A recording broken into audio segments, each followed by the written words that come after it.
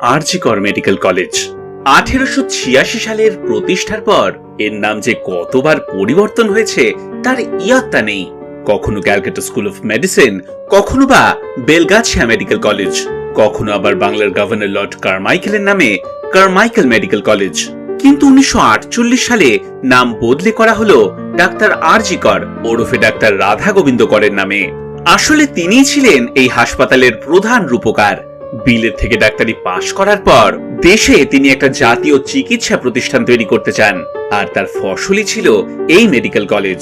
শুধু তাই নয়, নেটিভ হাসপাতালের জন্য টাকা তুলতে রাধা গোবিন্দ কর নীলদর্পণ নাটকে অভিনয় করেছিলেন, যার প্রশংসা করেছিলেন অমৃতলাল বসু।